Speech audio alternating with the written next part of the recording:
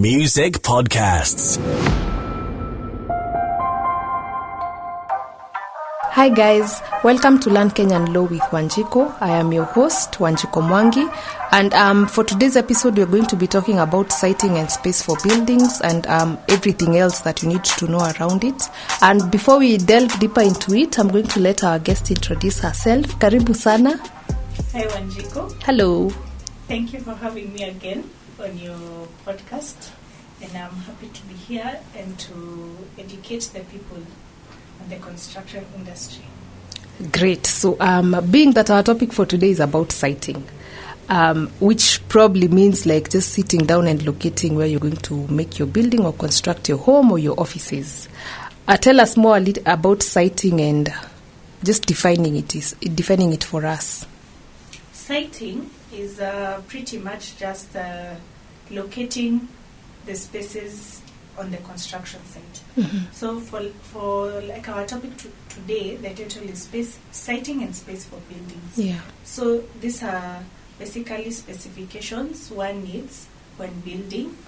So these are specifications you require when creating spaces either adjacent to the building, adjacent to the property, or even outside the construction area. Yeah. How the spaces should be, spaces to be left, spaces that should be used for the flow of traffic, such likes.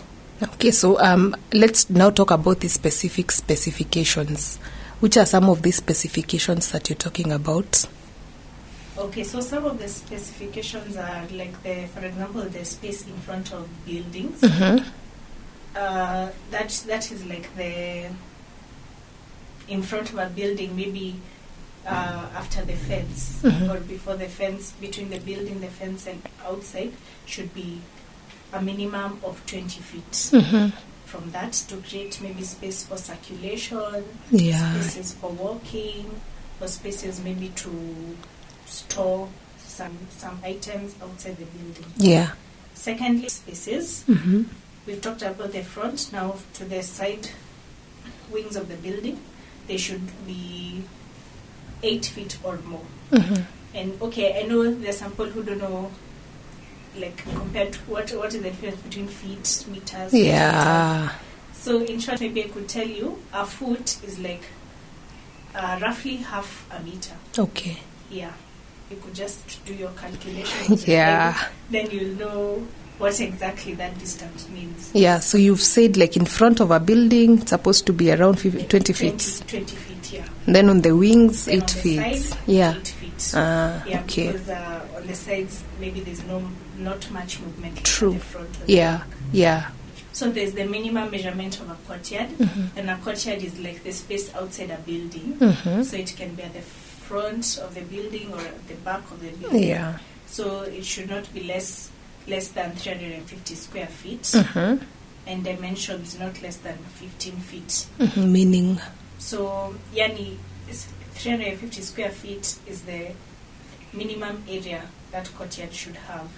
A courtyard is mostly like, picture it like a square space. Yeah, yeah. So, 350 square feet should be the minimum of that courtyard. Yeah. Yeah.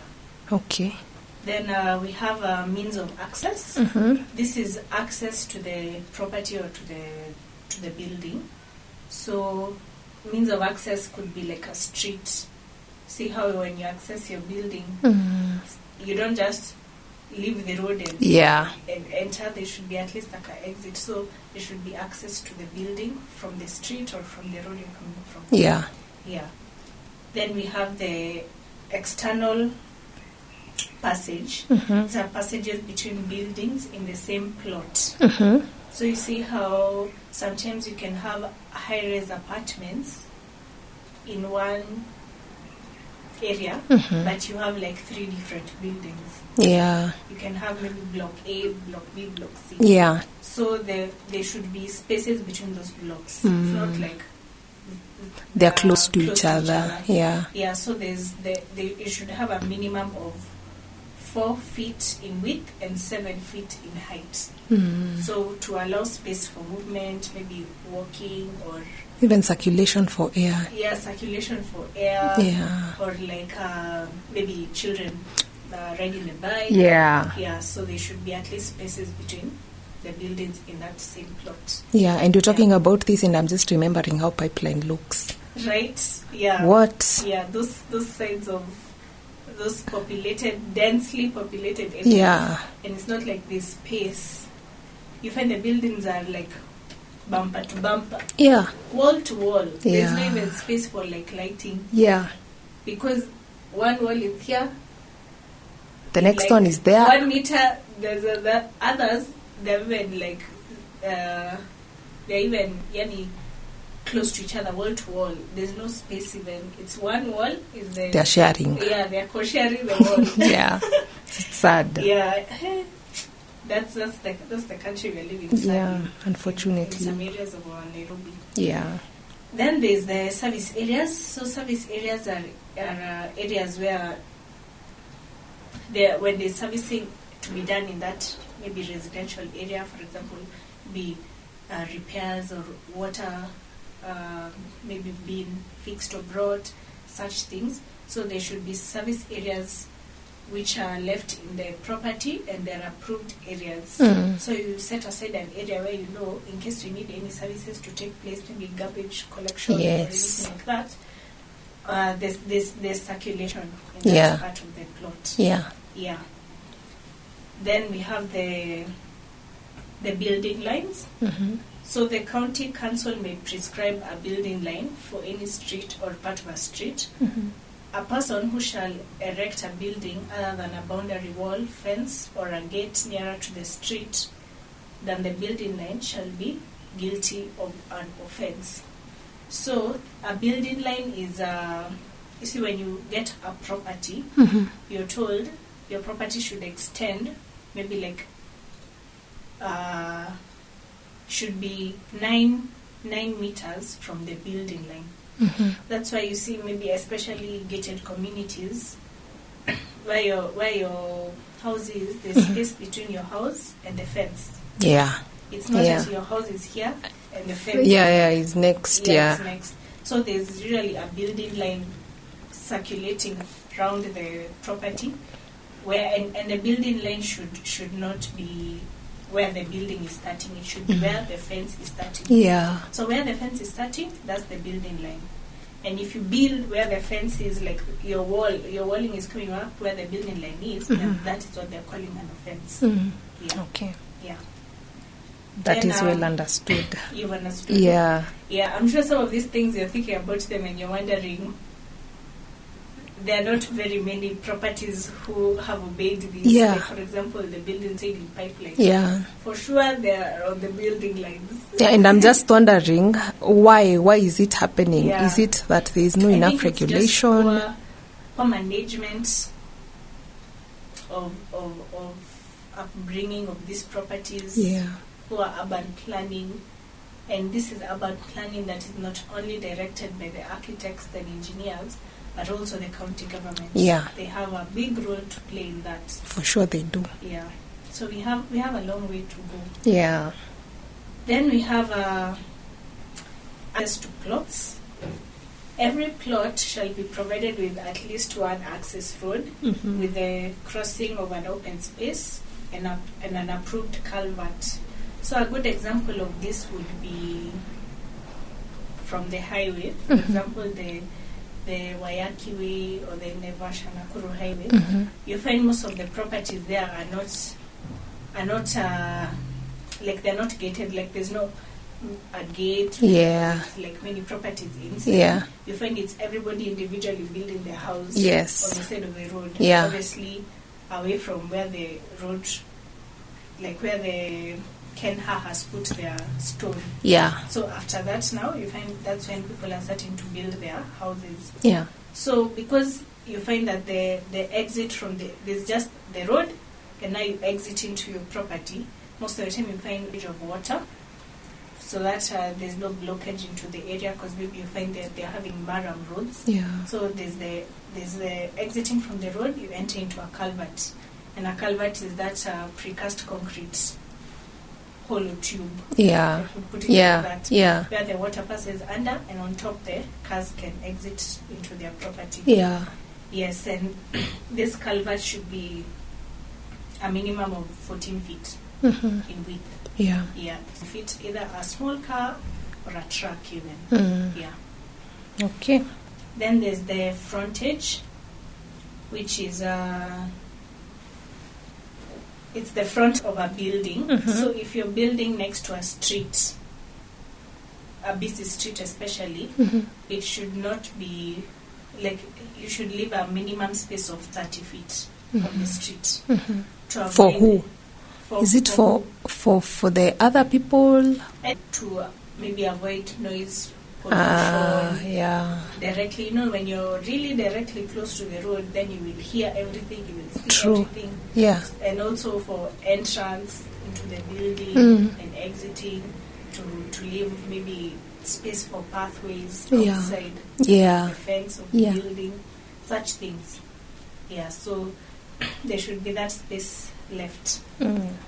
Then we have the boundary walls.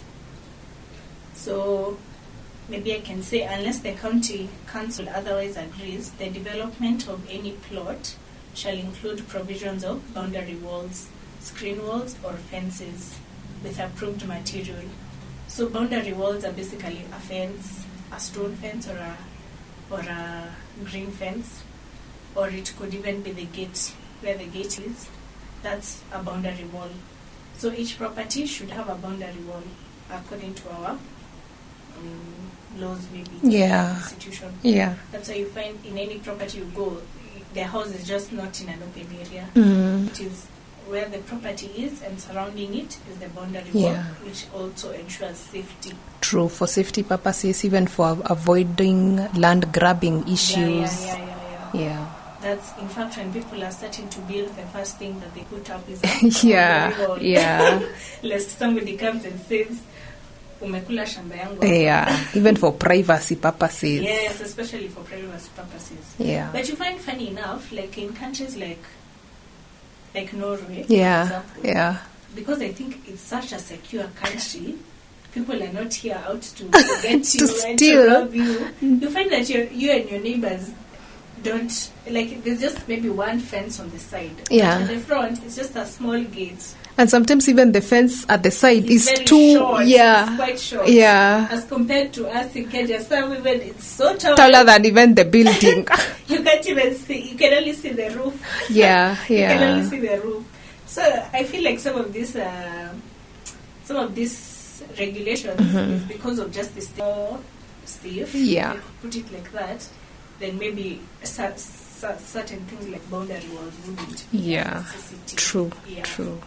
Yeah, because even like now my next point is the height of boundary walls.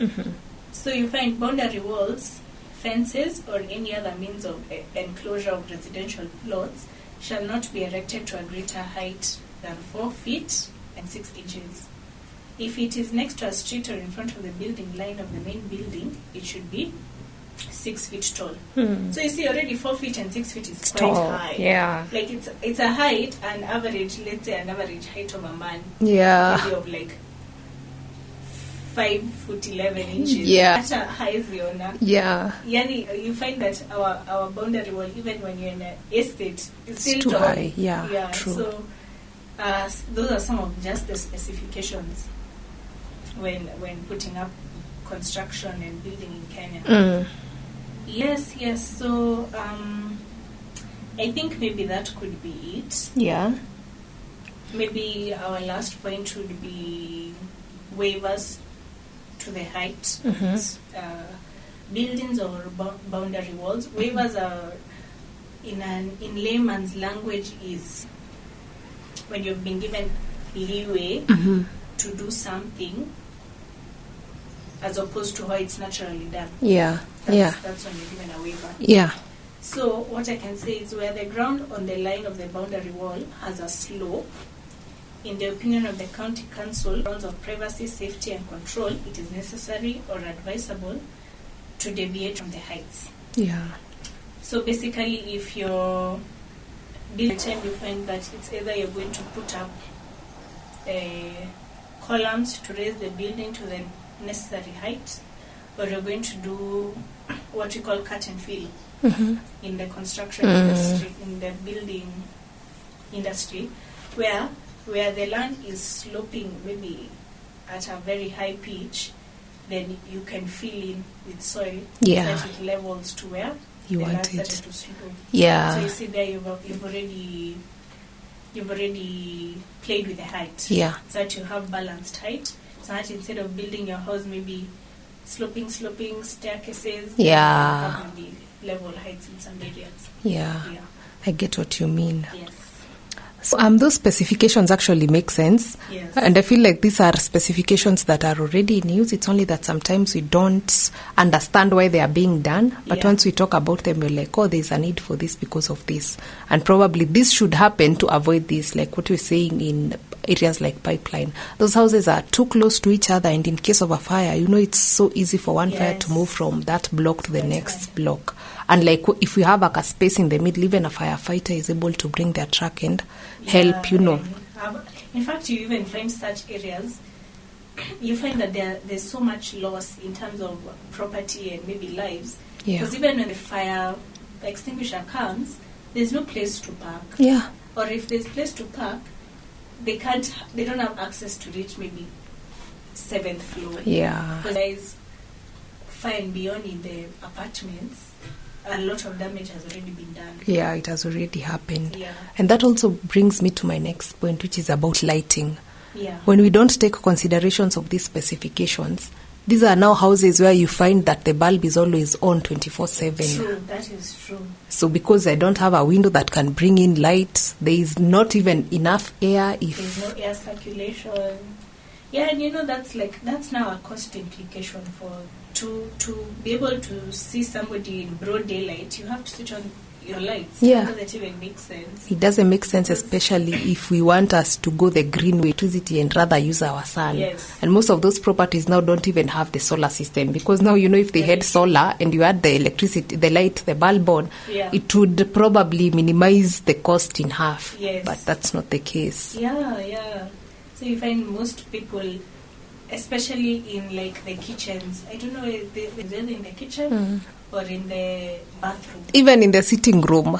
Yeah, sometimes. Okay. But I feel like in the sitting room, the designer or the it's a little bit lenient. Tries to at least make the sitting room look a bit more open. Yeah. Natural light coming in. Yeah. But that's it. Yeah. You have the sitting room and maybe one bedroom and that's it. Yeah. You go to the kitchen and total darkness, you have to switch on your light the whole day. And by the way, it's not even in apartments now called Pipeline. It's even in some apartments just here in Westlands. Yeah. Looking nice and luxurious, but your kitchen light is on the whole day. Yeah. That's a very unfortunate case. Yeah. And I also feel like some of these specifications, like we've said, they are affected even by once you come to the urban area, you don't know anyone, so you want your privacy.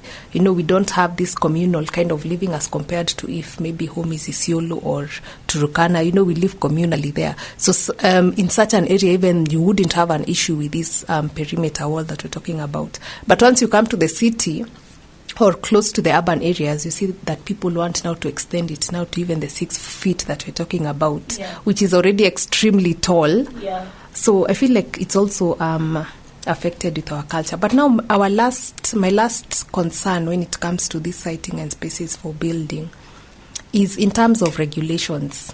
The other episode relates the construction industry. Yes. But we're still failing in some aspects of regulating these things that we're talking about, especially in some specific areas. There are some areas where these specifications are taken into considerations, but when you come to different areas, then that is not the case. So I'm wondering, what's the problem? How can we navigate around that? Around following some of these regulations? Yeah. I think it should just come from an individual basis. Mm-hmm. Think about yourself and how you want to live. And if not how you want to live, let's say if you're the developer of the area, maybe you're developing a property for other people, think about how you would like them to live in an organized manner, with approved areas for the courtyard, with approved areas for cycling. And even if you have some of these spaces in your because things are flowing the way they should. Yeah. You have adequate room for parking when there's designated parking.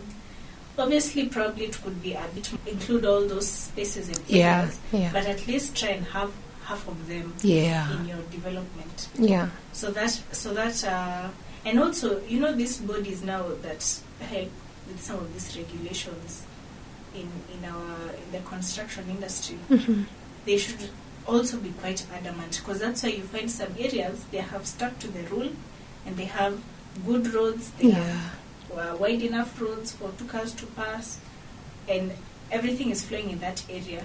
But you find some areas they started slowly drifting away from some of those rules, and that's why you find now we lost it. That's where they lost it, and they have seen one property has been allowed to. So why not us? So why not us? Yeah. Even us, we can be able to build apartments, and we don't really have parking. Yeah. So the 20 apartments we have. So you find in that area, it started with 1 building, 2 buildings, 3. By the time you're at 10 buildings, I feel like it's even hard for it even now becomes hard for the people who are supposed to be regulating like NEMA to start stopping all these constructions taking place, because the case would be so huge. Yeah. Because the reference point in this are 10 buildings. True, so true. And yet it should have been minimized at maybe the 3rd building. Yeah. So probably we still have a long way to go between developers and the county government members who help with this urban development in the country. True. Yeah. And even as an individual, when you're going to search for a place to live and you find that all these specifications are not there, probably if you now make a stand and say, I will not live in a house that looks like this and like this, now the developer will have to go back to the drawing board and be like, the next time I'm building a house, I will ensure that this and this is happening. Yeah, and you find maybe some people don't have the luxury to say, I'll go look for a place where I'll live, because also affordability. Yeah, true. So you find they settle for these small spaces, and the developer knows I have a target market for people who will not be able to afford, and that's just wrong thinking. Yeah, true. Yeah, you should be able to have legitimate ways to accommodate all these people in the different levels of life. Yeah. So thank you guys for listening to this episode, and in case you have any questions, feel free to inbox us, and be sure to listen to our next episode, which is going to be about the Land Surveyors Board and everything else that a surveyor should do. That's it. Bye. Music Podcasts, the home of podcasts in Kenya.